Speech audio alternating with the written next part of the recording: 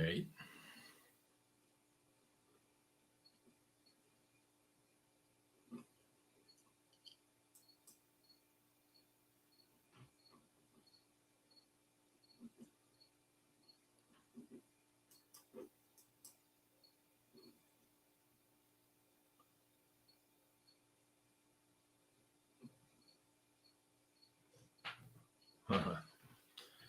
Just a moment.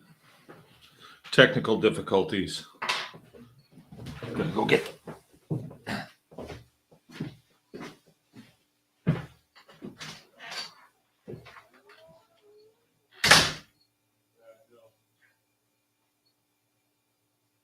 All the things that I know buttons that make things turn on now.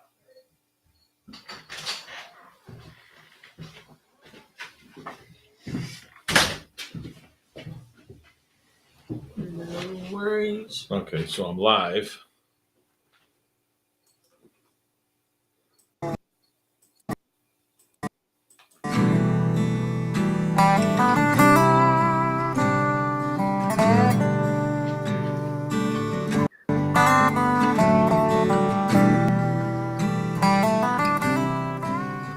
Ralph Waldo Emerson once said that if you do the thing, you will have the power.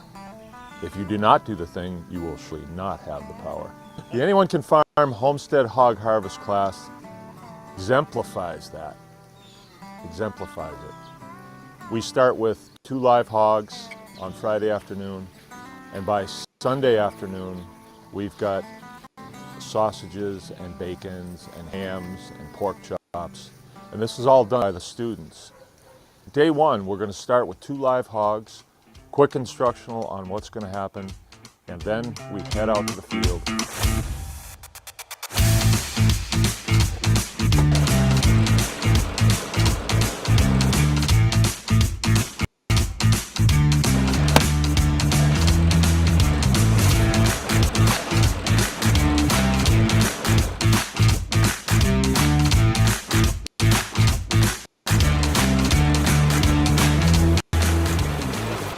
It's a unique experience because it starts off by taking a life. We take the lives of the students, stand by, and they watch that. And a friend of mine said one time, you should never underestimate the importance of a bloody handshake. Right?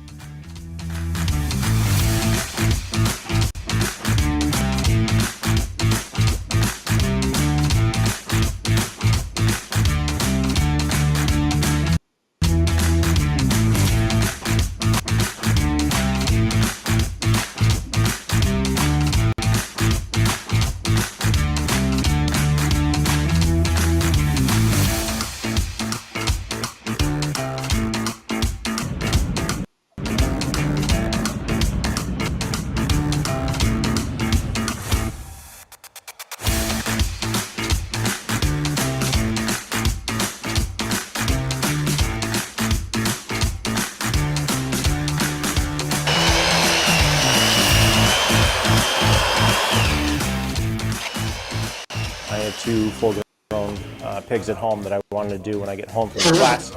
So I had to Jill prior to coming and was like, lay it down for me. If I'm not going to be ready for that, that's fine. But I'd like to know going into it if that's a realistic expectation for the class. It was a lot. I was a little apprehensive when I first came. It was a little intense at first, but by the second one we took out of the field, it seemed like it's something I can do.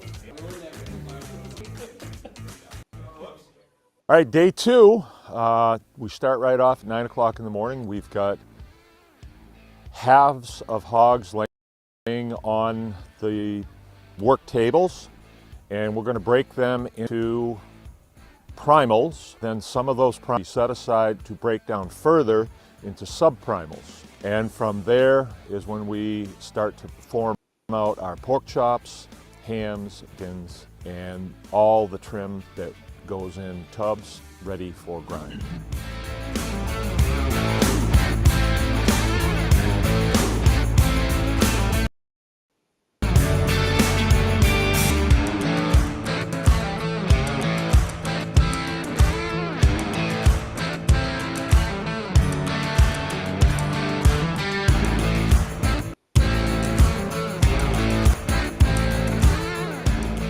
never done a pig before, so that was some challenges, but great experience of having just a group of people that care to walk me through it, you know, because I'm going to implement this for my family.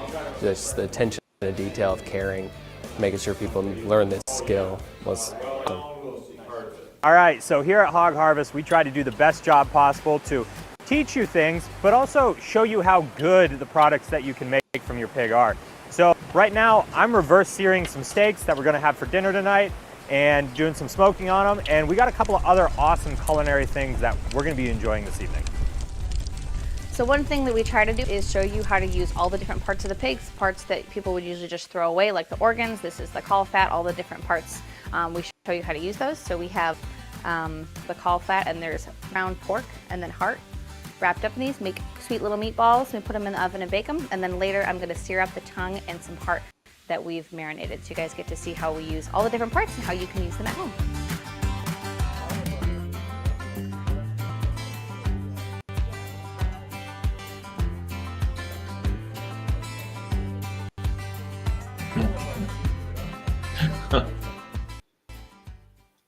Okay, today we're going to do one of the things I really love personally because it's a combination of science and art. We're going to be curing the meat for bacon, ham, and anything else, the ham hocks, that kind of thing. And we're going to be making sausage. This is where the magic really happens, the parts of the pig that people really, everybody loves bacon. Everybody loves breakfast sausage. So that's what we're going to be making today.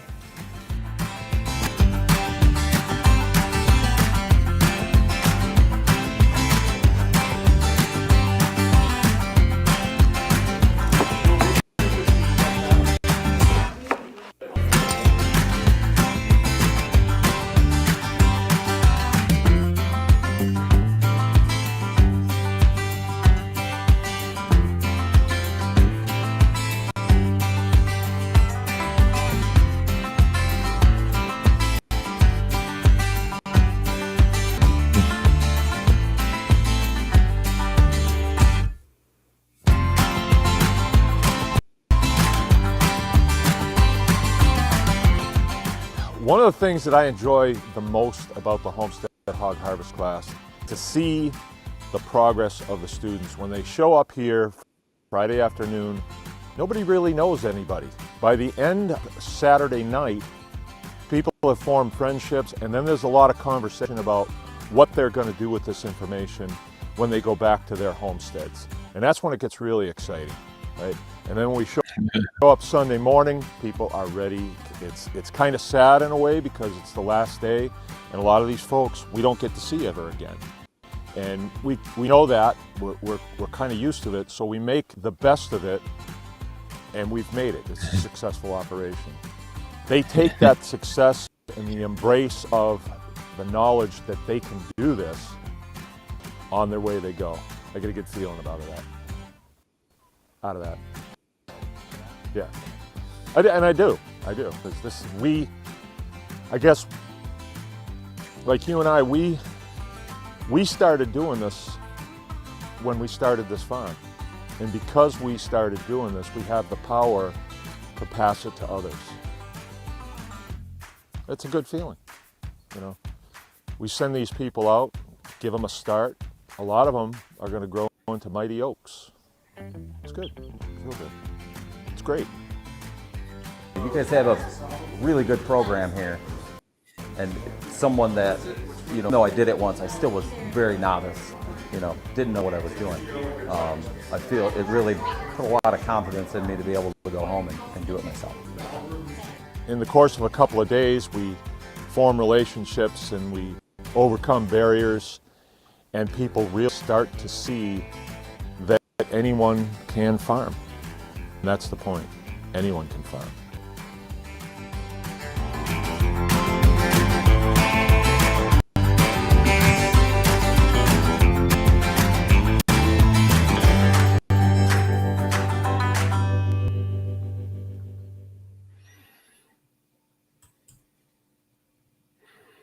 All right. How was that? A little long, probably. But hey, this is Mark coming to you from Baker's Green Acres, and today is September 19th, 2023. As I said, I'm Mark, your host, coming to you from lovely Marion, Michigan. And this is the Anyone Can Farm Experience live chat. And this is where we get together and talk about things that are homestead related, small farms related, and just plain living. And I got some pretty good things to talk about tonight. And the tonight's show is going to be sponsored by the Anyone Can Farm Hog Harvest, and that class is coming up here soon. It's going to be November 1st-ish. Let's see, I could tell you for sure if I just look at my calendar. I probably should give out some good information here. Let's see. But the Homestead Hog Harvest is something we've been doing for many, many years, over 10. Okay, so it's going to be the 3rd, 4th, and 5th of November. We like to keep it as close as we can to the 1st, and we picked November because it is, it's cold. You know, it's not super cold, but it's cold enough that's going to keep it. So we don't have issues with flies. And also we like to have the carcasses set up. So the way it goes is we start Friday noon. We like to have people here just after they've had their lunch, noonish. And we meet and greet and talk a little bit. And as soon as everybody's in place, we take the first shot. And so we go right out to the field. We shoot a pig. We pick it up with a front end loader. Stick it. That's a method that we put a knife in and drain the blood out. We collect the blood. And then we bring it over to the shop where we have our scalding pot going.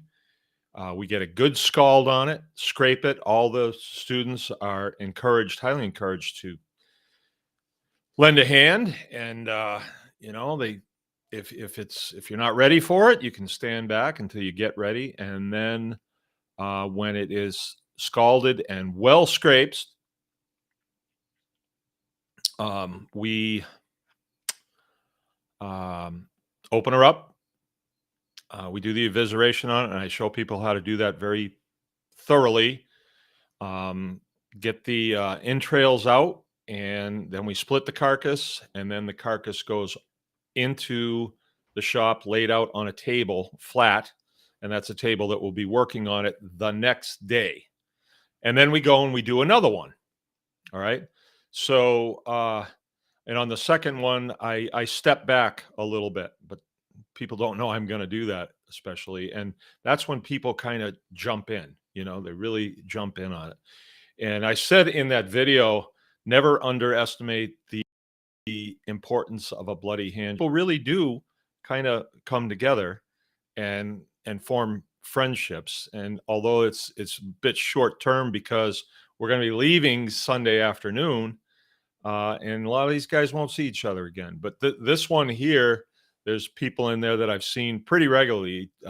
John Spears was in that, and Isaiah Duncan, and let's see. Oh, this is embarrassing. She better not be watching. Okay, well, senior moment, I guess. Isn't that terrible? But anyway, this show tonight is going to be brought to you by the Anyone Can Farm Homestead Hog Harvest, which is coming up. If you haven't got your spot reserved, please do so. Please do so, because they fill up pretty quick. You will notice that the price has increased, and that is because we feel as though the time has come to charge the true price of what it would cost to learn how to do this. And I'm going to tie a little of that in tonight as we delve into the subject matter, which is bringing the pieces together. Bringing the pieces together. Okay. So I'm just getting back from a little vacation. Me and Joel took off yesterday morning, and we went up to St. Ignace, which from us, it's about, hour and 45 minutes to the Mackinac Bridge, and that is a 5-mile long bridge. It's the longest suspension bridge in the world, right here in Michigan, and it goes over to the Upper Peninsula of Michigan. And you used to have to get on a ferry and go across, but it was completed in 1957, and now you can drive across, and it's pretty nice. It's a 5-mile bridge. Cost you $4 in a car, which I'm not sure how much a ferry ride would cost, but a ferry ride would take a long time, and you'd have to, load your cars on the ferry and then wait until everybody's loaded, and then the ferry goes across and then unload them. I'm sure it's more than $4, but really nice. And we went to the other side, and we went to a little town called St. Ignace, which is on the eastern part of the Upper Peninsula, and it's right there as you cross the bridge. And we've never really spent any time there. And I just said, hey, let's go there and look around. It's a small town. It's on the other side. And we got up there. We secured a hotel room. We did a lot of walking around. We went to a restaurant. It was just fun. And as Jill and I are partners on this farm project, this homestead project. And this year, May, we've been here 19 years. So next year, May, we'd be here 20. I was in the Air Force for 20 years, and now I've been farming this piece of property for 20 years. So, it's a real milestone. And, there's been ups and downs. There's been false starts. There's been course corrections. Like we go a certain direction and we say, hey, wait a minute, let's bring it over this way. And not only do we change, but the world around us has changed. And it's changed a lot. And I left my phone in the car the whole time. I didn't really keep up on anything that's going on. And I sat and looked at it for about 10 minutes when I got home. And it just doesn't look good. I don't want to go into it. What's the point,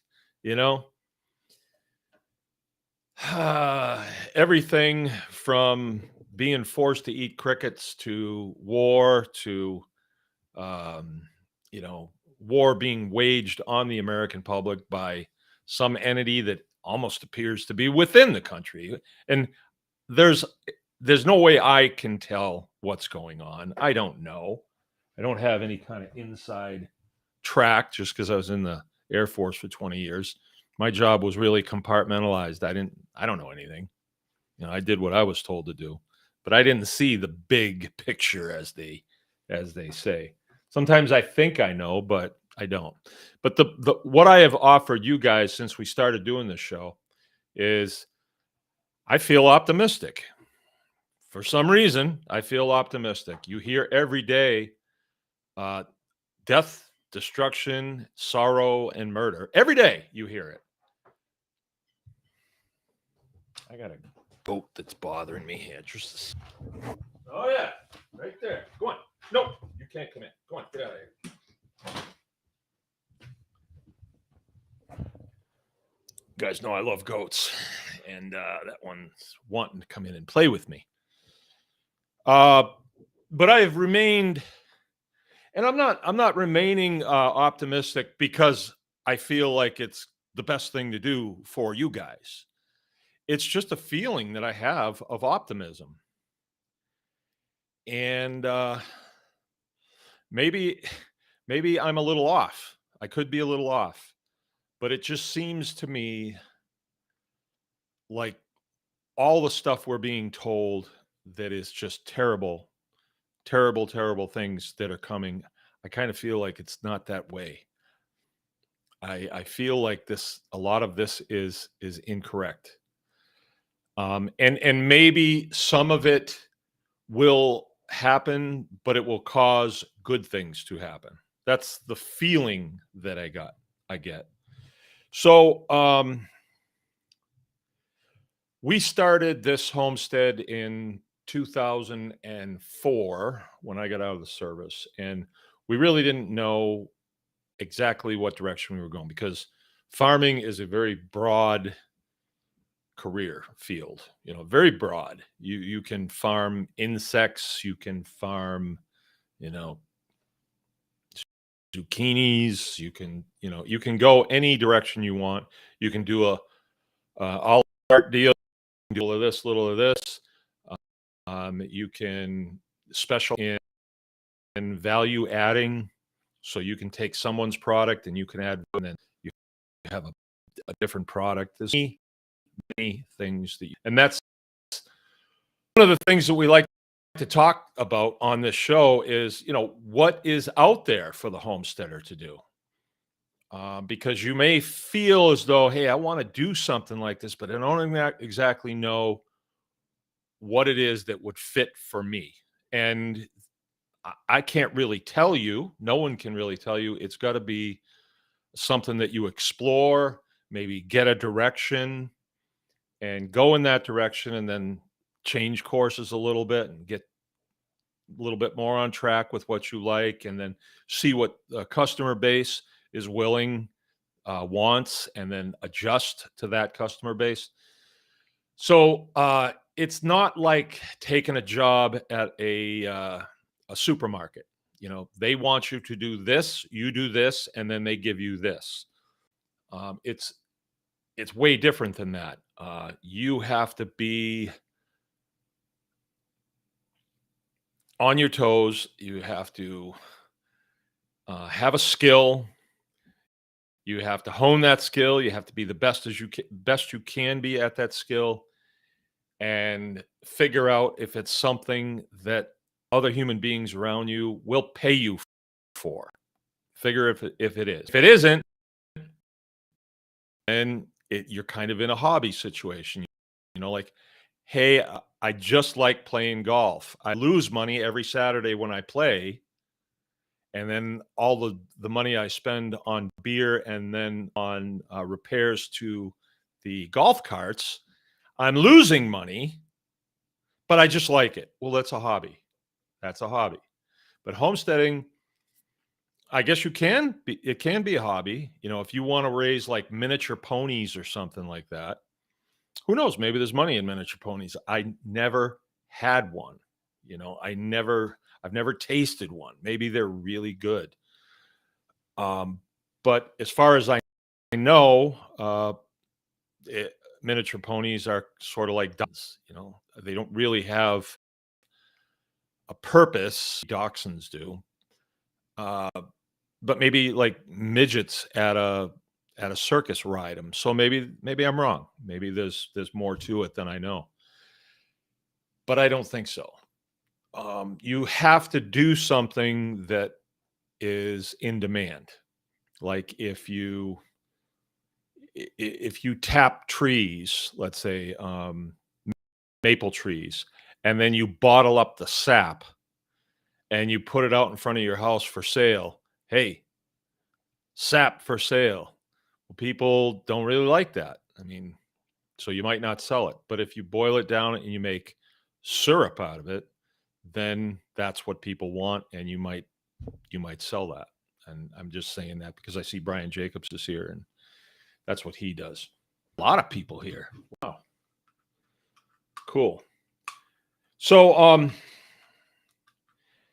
when it comes to our homesteads and the state of affairs, I have a question for you. Are our homesteads side hustles? Are they just side hustles? And if you say yes, okay, my next question would be, do you think there's a possibility that could change to go from a side hustle to a main gig? Now, for me, it's my main thing, but it wasn't always. It wasn't always. When I first got out of the service, I had a regular job. I worked at a power plant, and it's not really what I wanted to do. I was trading my hours for their dollars. And when I went there during the best part of the day, I worked there from 7 o'clock to 4:30 or sometimes 5. I was giving them the best part of my day. And then the rest of it was dusk, and then dark. and that's when I had to sleep, so I'd be in good shape to work for them the next day. So to me, it wasn't really a fair trade, because I felt as though if I put the best part of my day into business, this business will yield far more than whatever they were paying me hourly to do what I was doing over there, which was not really much. I was, I was a mechanic welder there, and it wasn't real intense work. Most of the time, it was just kind of, greasing things and inspecting things, and once in a while something would break and you'd have to weld on it or something like that. It wasn't very intense. But I chose at one point to say, no, I'm going to put my efforts into this full time.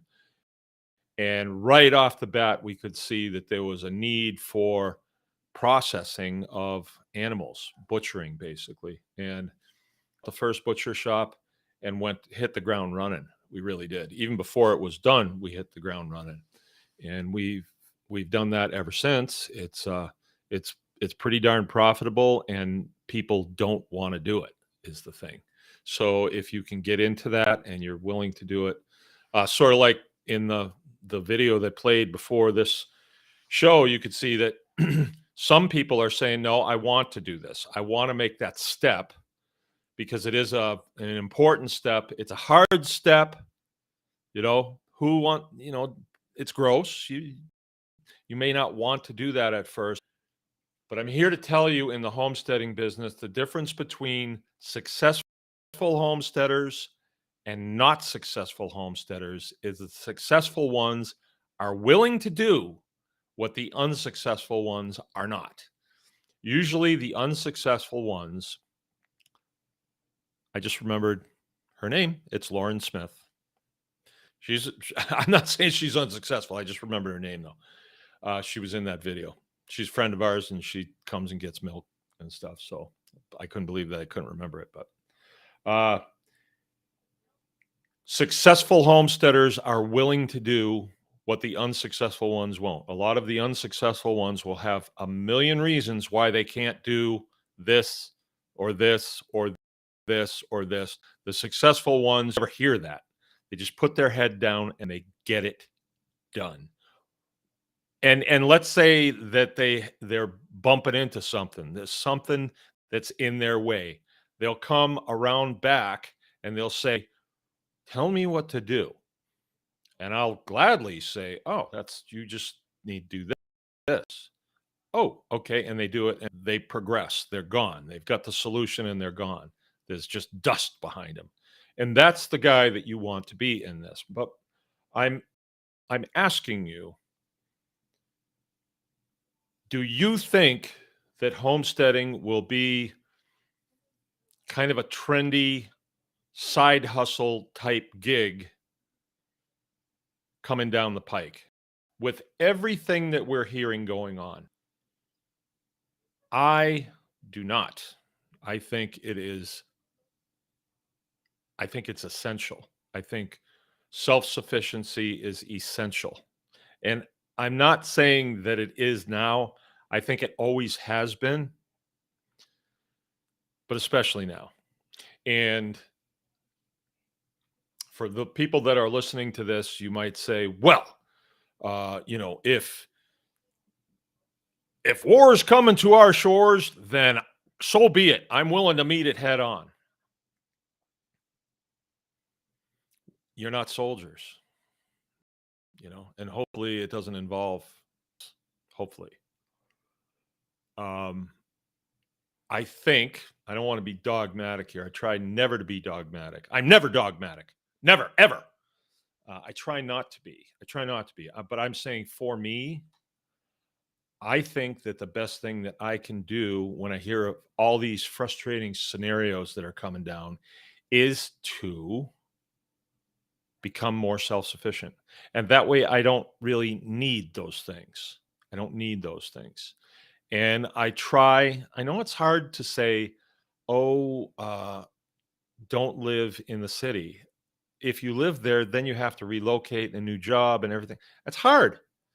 But like, I should have lived on the base at my previous employer. They provide housing for you to live on base.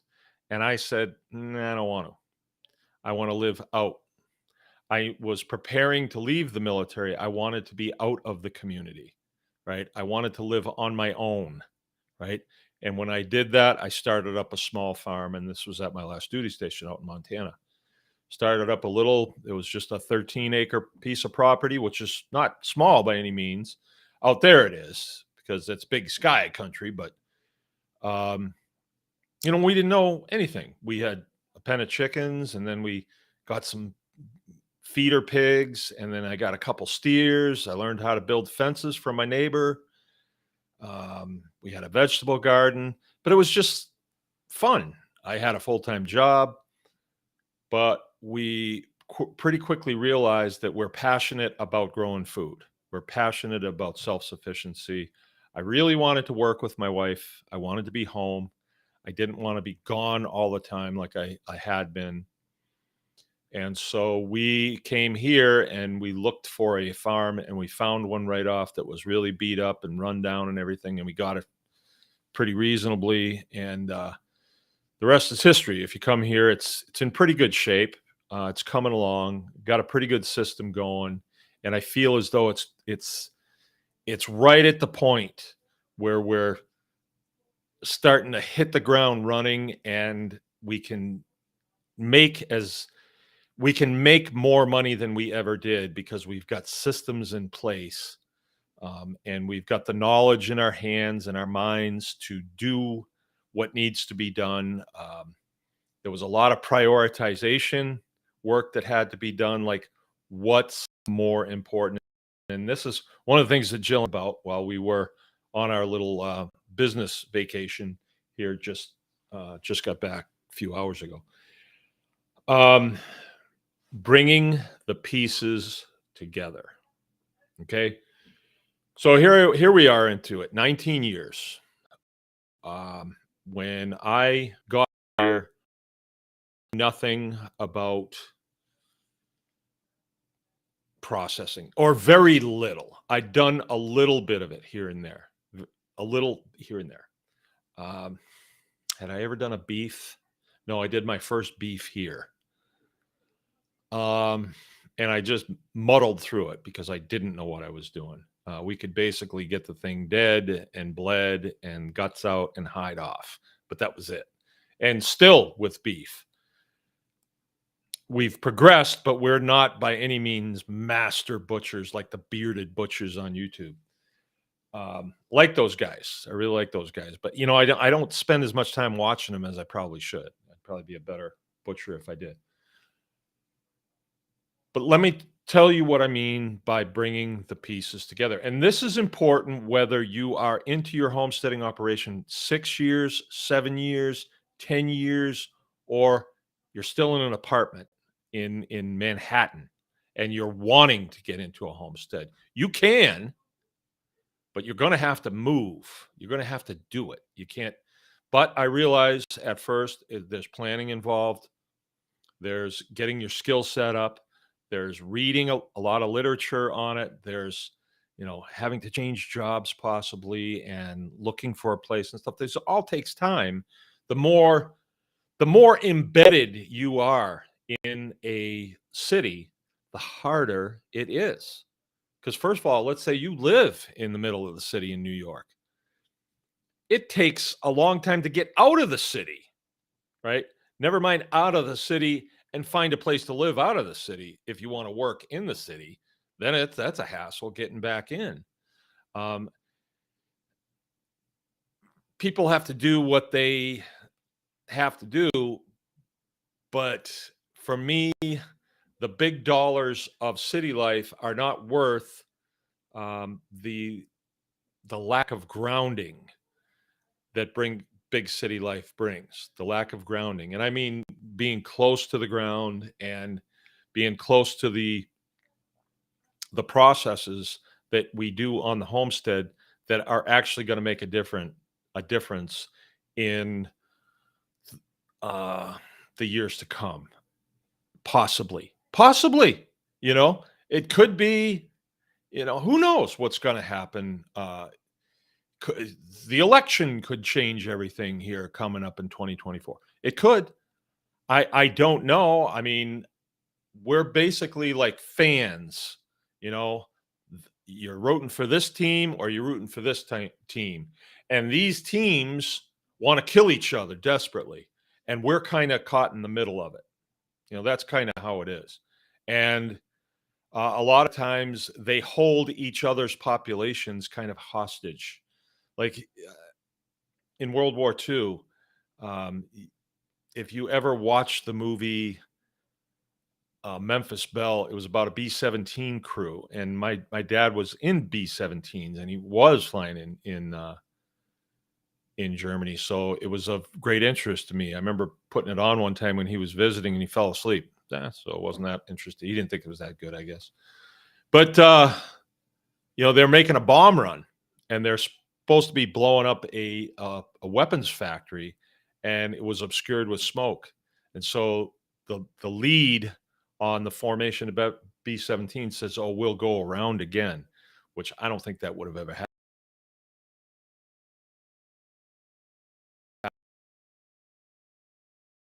But carpet bombing, and we're spread out, and they're getting shot at. And what you really want to do when you're in that scenario is you want to get rid of all the weight on your airplane so you can maneuver and get out of there. And so they would just let them go, right? And they're dropping them on civilian areas, and they just devastated the place. It was horrible. You know, war is just, there is nothing good about it. Nothing good comes from it. Nothing.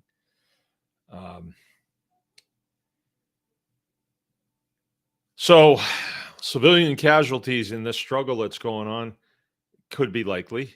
And if you are out of cities and you are very self-sufficient because supply lines get disrupted, and a lot of times they get disrupted intentionally, then it doesn't affect you quite as much.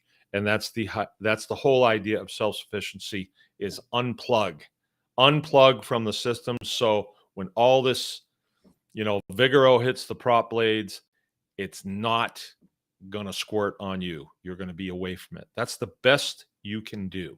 I believe that's the best you can do. That's what I'm going to do. You know, that for me to, let's go to Washington on, you know, and we'll protest. Oh, right. What's that going to do?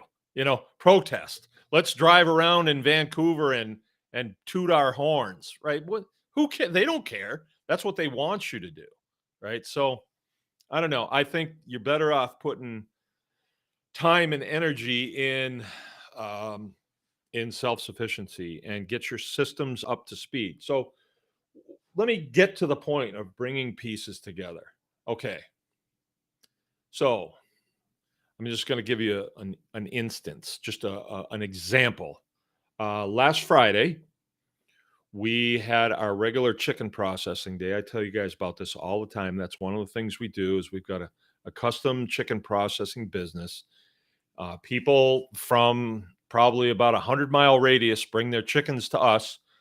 We process them, cool the carcass, put it in a bag, and hand it back to them, and they pay us $4.75 per bird that we do. And nobody complains about the price. And I would probably say, if it's too much, then do it yourself. You probably should anyway. And it's really weird, but people will come from great distances to have us do like 10 chickens because they just don't want to do it themselves. I would say that's not, I would say they're they're not on they're not on target for excellence as far as homesteading goes. Because if you just like give up a bunch of money like that you could be pouring into your homestead because you don't want to process 10 chickens, and you're gonna, you know, waste all that time out, that's not good. That's not good. That's, I almost want to say, go home and do it yourself. You need to learn how to do this. But of course I don't, because it's a business. We do it one day a week. It's one of the many facets of this homestead. Um, we don't do it 5 days a week. We do it 1 day a week. And sometimes we do it 2 days a week. Like lately, we've been doing it 2 days a week because it's just so much. There's so many people getting into homesteading. And that's one of the first things they do is get chickens. But the point is, the equipment that we are using, I purchased it 18 years ago, some of it. You know, once you make that purchase, once you get that piece, you aggregate that piece to the homestead, you get it hooked up. This one has to be hooked up, say the plucker, it has to be hooked up to electricity, has to be hooked up to 220, right? 220, 221, whatever it takes. 220, 220 volts, and has to have water hooked up to it, right? And once that's done, it operates, and you can scald the chicken, which you put the chicken in hot water. It has to be 150 degrees. That's another component that you have to have. You have had to aggregate that component. That means gather that component. So I have all these components gathered in one place, and then some facility, some custom facility work that had to be done so that we can operate the business and get a good flow and have a few people working and be able to accomplish a great deal of work. And then, you know, let's say you do 200 chickens. At the end of the day, that's a nice little paycheck for 1 day's work, and the kids can get paid and the farm gets paid. I get a little, Jill gets the majority of it. She always takes it all.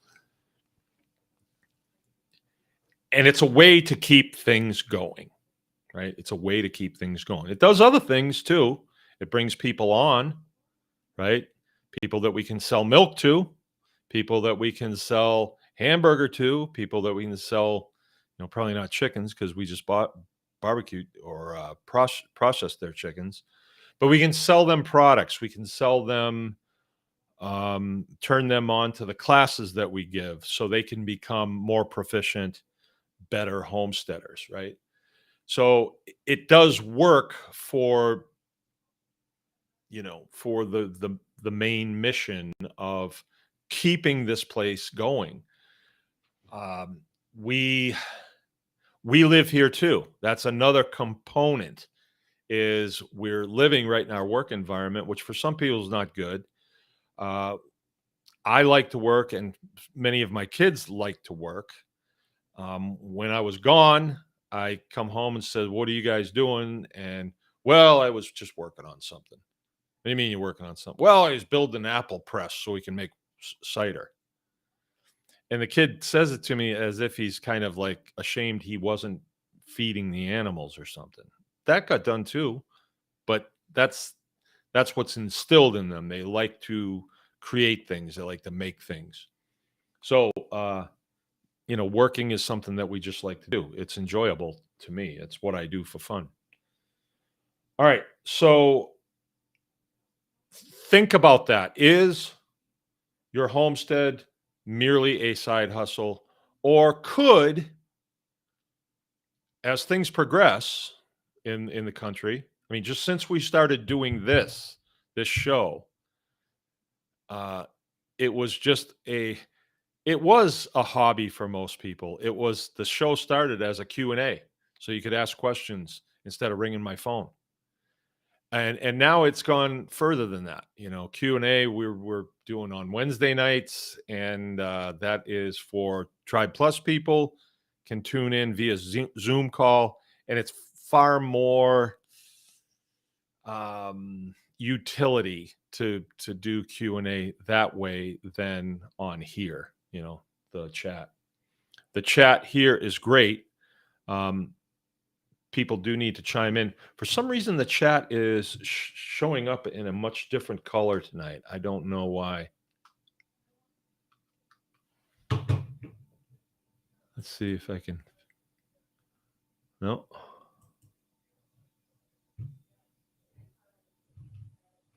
I don't know.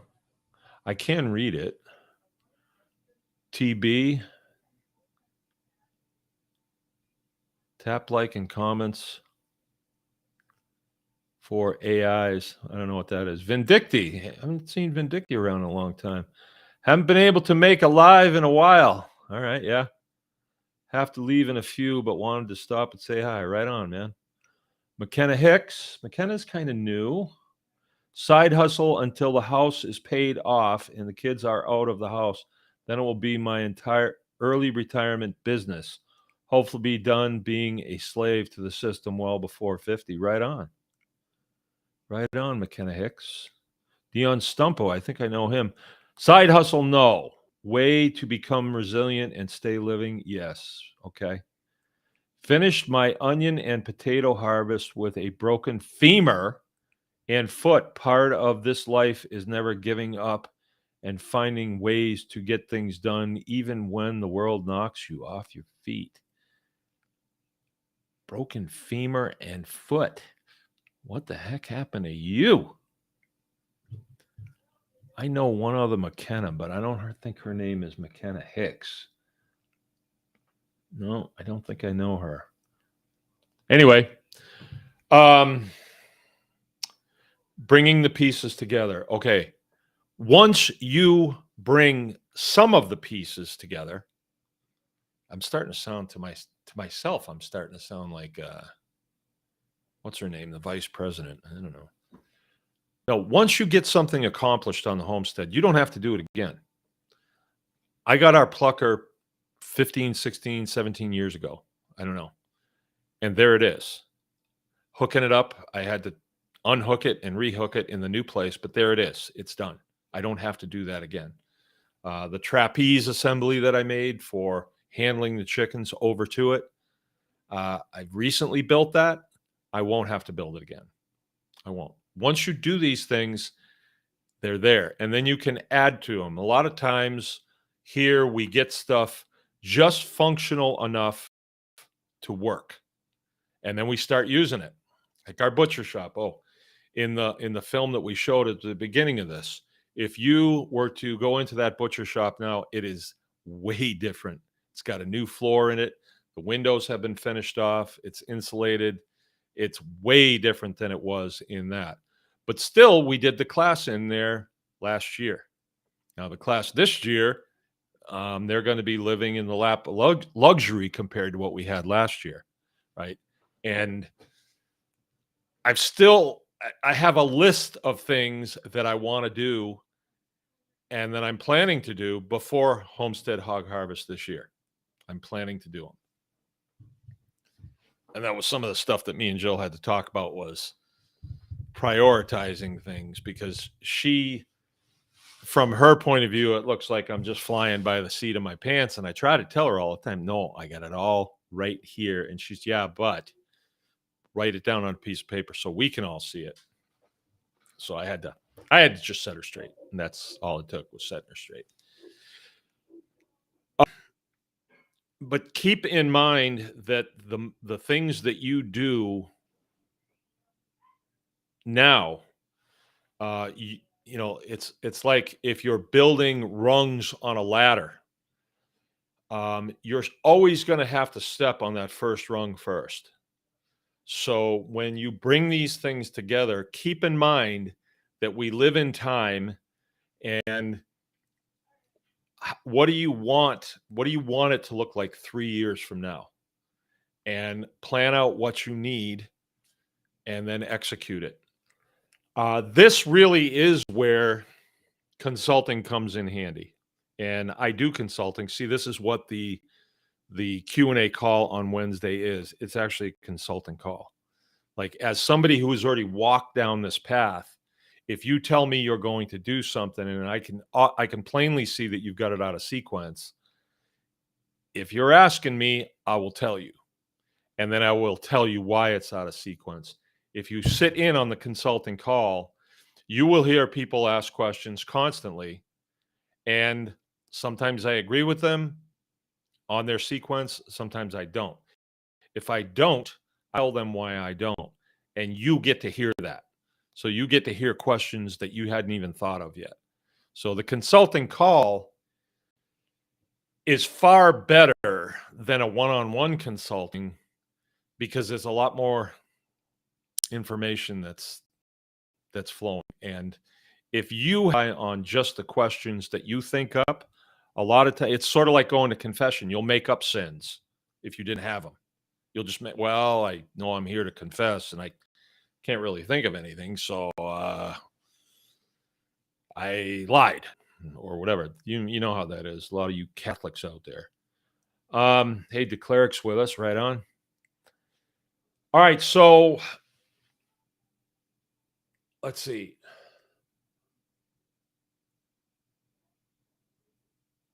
Yeah, I guess that's it. Bringing the pieces together. Realize that time is going by.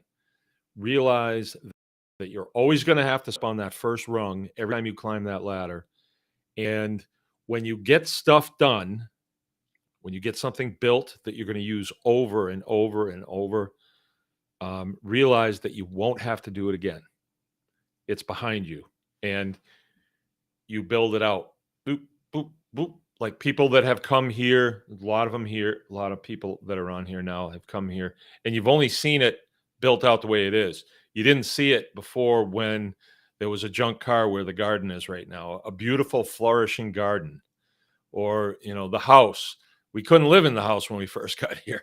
We had to get the little animals that were in here living out first and get it cleaned out. And it was horrible. This was really bad when we got it, but we don't have to do it again. Once it's cleaned out and fixed up, it's fixed up enough we can live in it. One of these days, I'd like to just, hire a contractor and say, do this, this, this, this, and this. And then me and Jill go away for a week and come back and it's done. It's just done. And then it's not my work, because I'm not like, I have the farm to take care of. And a lot of times if I'm doing a construction project, it's like, okay, you can crap in that toilet. Good enough. Use it, and that's it works for a while, but it needs to be a little bit more fine tuned, if you know what I mean.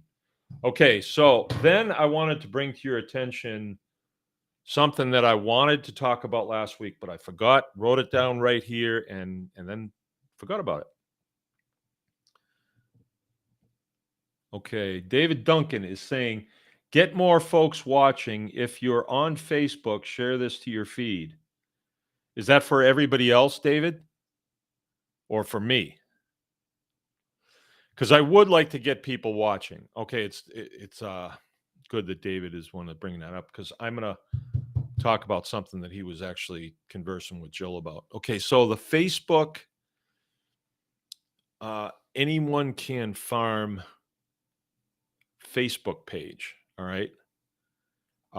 It's got 12 to 13,000 people in it. It's big, and it's all over the place.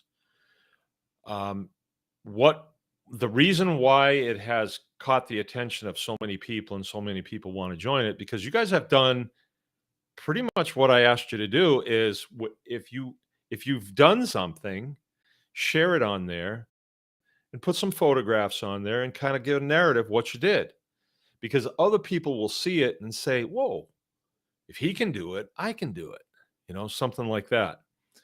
And it motivates people, and we really are here to motivate each other and encourage each other and educate each other, right?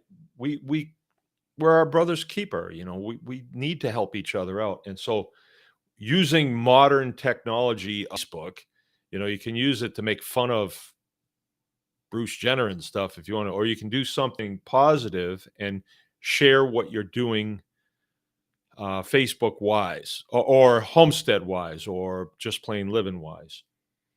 Now, what you can't do is you can't sell stuff on there. You can't go on there and say, and David called Jill on this, how come Isaiah's post keeps getting taken down? Well, it's because he's selling stuff. Can't allow that, because shortly, in a very short period of time, it'll just be ads for things constantly. That's all it will be. And then nobody want to go there, because you don't want that. So, all right. So what you do with that in with that Facebook page is you educate people on how great Mangalitsa pigs are. And then you throw it out there. These are my pigs. Aren't they great? Look at the house that I build them. And they're small pigs and this, that. They're the greatest pigs that God ever created. They're the pigs that were on Noah's Ark, you can say. You can tell all kinds of great things about pigs, those pigs. And then somebody will see it and they'll say, "Oh, do you live near me?" Well, that's a clue that they want some. And then you say, "PM me for more details." And that way Jill won't throw you off, or the administrators won't throw you off. Because if we start allowing sales on there, you have people selling things, companies, not homesteaders, just like boot companies and tool companies and chicken tractor companies and all this stuff. And it'll just be ad. And then it's ruined. And then people, will have the numbers there, but nobody even wants to go there because you don't see anything fun. You don't see anything unique. Okay. So that's why. But what you can do on there also, and this is very, very powerful, is you can go on there and you can, instead of what I'm selling, what I need. And I did this. I went on and I said, in search of ISO, a stainless steel sink. I had 2 guys PM me instantly. One of them, when his wife came over here to bring some chickens over, she brought the sink. It was John Spears. So I got this really nice sink, stainless steel sink. And another guy was Richard Frisky. He's a member of the tribe. I don't think he listens to the show, but he PM'd me and he said, "I got this really cool sink." I looked at it, was really cool. I actually needed 2 sinks, and the one that Richard had has a drain in it that's more conducive to the milk house. The one that is going to go in the butcher shop has to have a strainer in the bottom of it to strain out anything so it won't get stuck in the line. Right. And so the one John gave me is way better. And I adapted up a 3rd sink that I had that had strangely enough, it had a port on the stainless steel sink for a garbage disposal, which was a circle about that big, a hole. And I cut that out and the sink John gave me fit right in there perfectly. So now there's 2 sinks, a real deep one and then a slightly shallower sink. And they'll sit side by side and just work really, really, really good. So you can do that. It's a really powerful tool to get what you need for your homestead. And like in my case, they didn't really anything for, or in John's case, he was like, "No, take it." I was going to put it out by the road, see if somebody would take it away. They were just going to scrap it. Right. So you never know. If you ask for something, you may find just what you're looking for. Now, wait a minute.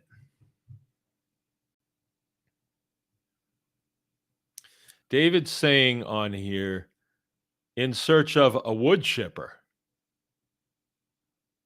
Are you really? Because I am.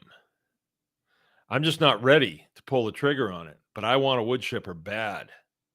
Maybe I said that in one of my videos. I don't know. One of the things that we learned this summer when we had Nick Ferguson here was a type of wood that's called Romual. And it's the tips of trees where the branch is about an inch or an inch and 3/4, they say, but I say about an inch. And you clip it off there and then you run that through a chipper and you can mix it with things, but it will go into a feed. You can ferment it and it's very nutritious for the animals. So, but it helps to have a nice wood chipper too. And I've seen wood chippers on,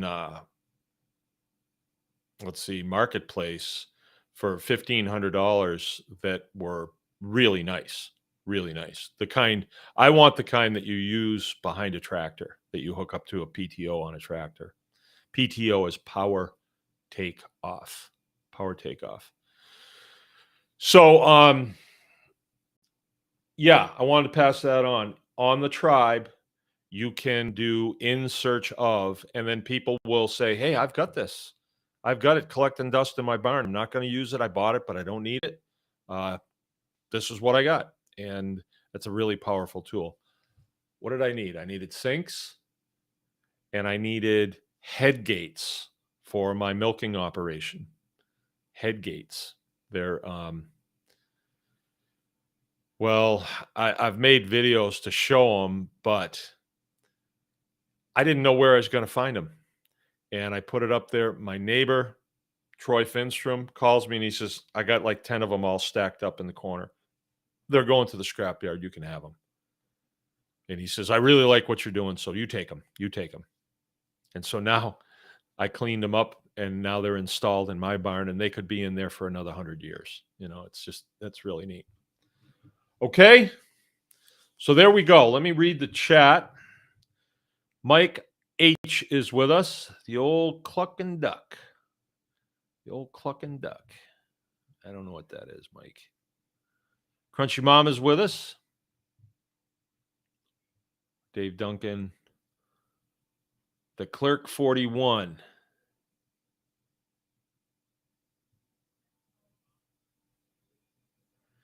All right, David Duncan, he knows about this. So why don't you guys do this for me? Share the show on your feed. If everybody would do that. Yeah, that makes sense. Then our footprint will grow. We want that.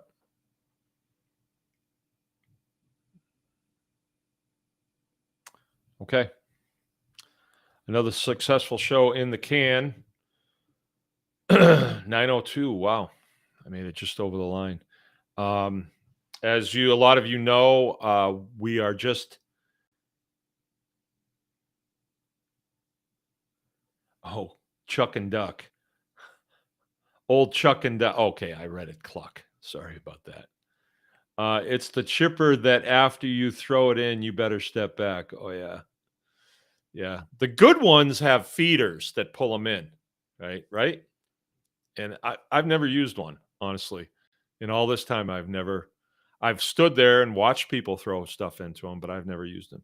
And I want a good one because my property has a lot of saplings that grow up, bulrushes, popple, autumn olive, and they're a little out of control. And if I cut them, I'd sure like to have a use for them, you know. And I know there's other uses, but right now, that's what I would like to be doing. And I bed my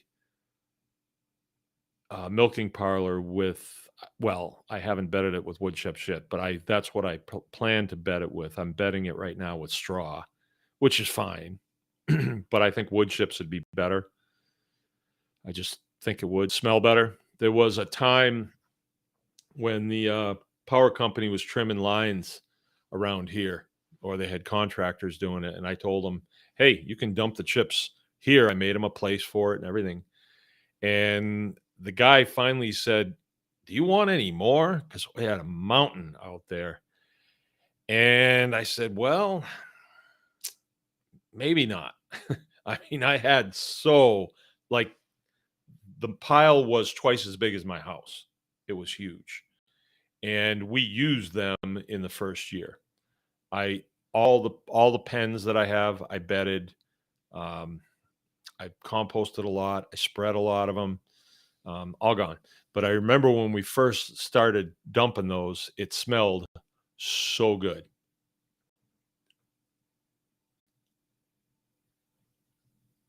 All right, David Duncan. You all going to have 3 extra turkeys this year? I just decided to die. Yeah, turkeys are like that, aren't they? Turkeys just love to commit suicide until they get to be about 10 weeks old, and then you can't kill them. Yeah, I got plenty. Got you covered. We're going to have about 50 of them.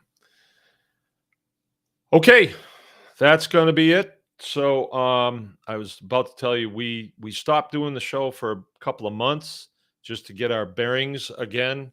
And it feels as though this is the thing to do, is to bring it back up. If you have input to put into the chat, please do that, and I'll do that and see if I need to comment on it. And there is Lone Star, right? Lone Star. Oh, yeah, he's saying good night. So he's been listening to this whole thing. All right, man. Good. All right, thanks, guys. Thanks for coming. And those of you that I plus and that want to participate in the consulting meeting tomorrow night, that's going to be 8 o'clock. You will get all the Tribe Plus members will get a notification of the link to come in and ask your questions. Even if you don't have questions, just come in and sit in and listen. I mean, you're in Tribe Plus, you're paying for consulting, and consulting with me doesn't come cheap. I'm here to tell you it's pretty expensive because my job is here, and if I have to go off farm to do that, I really need to make that pay. So I think I'm up there. I think my prices are up there, but that's the way it is. I'm asking a rhetorical question. Is this a side hustle? It isn't. This is probably going to be one of the most important things a person can do, is a place where you can successfully create food. You will be the coolest person in your neighborhood. Take that one to the bank. All right. Got to go. Remember, anyone can farm. We will see you later. Oh, what do you know? They changed this. End stream. There it is. Sayonara.